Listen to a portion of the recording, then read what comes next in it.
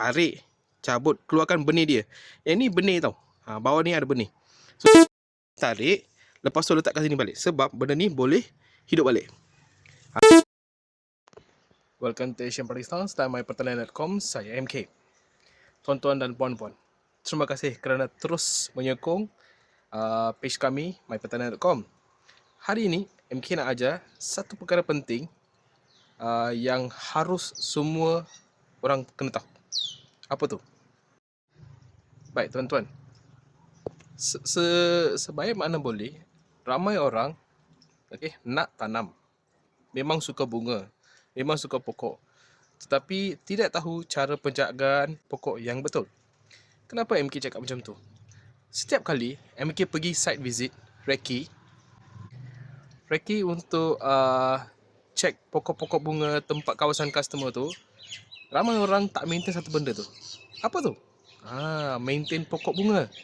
Nak maintain pokok bunga tu, satu perkara penting tu tuan-tuan kena tahu. Apa tu? Okay, jom kita tengok dalam episod hari ni ya. Okay, tuan-tuan tengok ya. Okay, ini adalah salah satu contoh pokok bunga. Okay, sebegitu juga dengan macam ni. Nampak ya? Ini adalah pokok bunga kan? Okay, tetapi apa yang harus orang yang ada pokok dan sebagainya kena buat adalah penjagaan pokok. Okey, antara faktor penting untuk pokok bunga jadi subur, berbunga dan cantik, tuan-tuan juga kena tahu macam mana nak jaga pokok bunga. Macam contoh ni. Tuan-tuan tengok. Rumpun rampai yang di bawah sini semua, sepatutnya jangan ada macam ni. Dia kena kemas. Ada kena kemas. Selain potong kerataan untuk jadikan pokok bunga ni cantik dan sebagainya, MK nak ajar beberapa perkara penting dalam episod hari ni. Antara perkara penting adalah jika tuan-tuan jumpa pokok-pokok kecil, rumpai, rumput dan sebagainya, sebenarnya kita kena buang. Jangan ada. Jangan ada.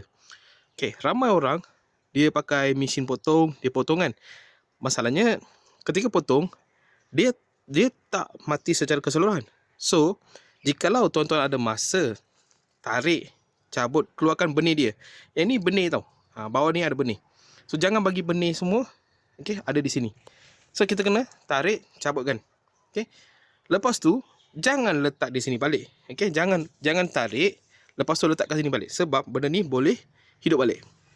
Ambil, buang tepi. So, nanti tuan-tuan tolong buang di tempat yang dah disediakan. Okey, nampaknya dah bersih dekat bawah sini. Nanti yang sikit-sikit ni bolehlah kita buang ya. Bagi dia kemas sikit. Bagi dia kemas sikit. Bagi dia cantik sikit. Lepas tu, nombor 2. Kita potong Kita potong, ambil gunting. Lepas tu kita potong.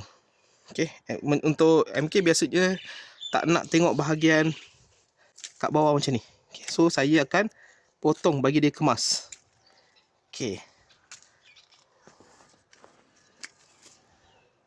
Nampak kemas. Bagi dia nampak kemas. Saya nak tengok bahagian bawah. Bahagian akar ni, MK nak tengok kemas. So, saya tak nak macam ni. Bagi dia kemas.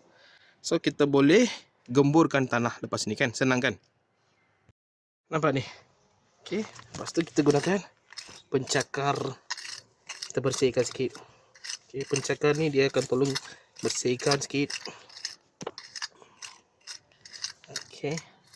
Tolak tanah ni dekat dengan pokok. Waktu ni sebenarnya sangat sesuai kalau kita letakkan baja. Letakkan baja sikit. Barulah pokok-pokok bunga tu akan menghasilkan bunga. Bunga. Ini adalah contoh. Nanti hasil kita akan tengok sekejap lagi.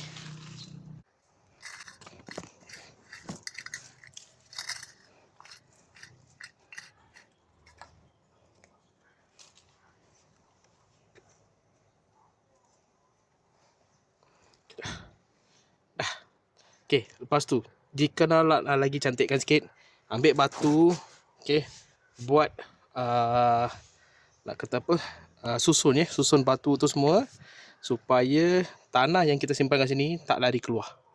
Okey, lepas tu bukan tu saja, dia sebenarnya mencantikkan tuan-tuan punya pokok lah sebenarnya. Okey. Jangan lupa taruh baja sikit, lepas tu siram air.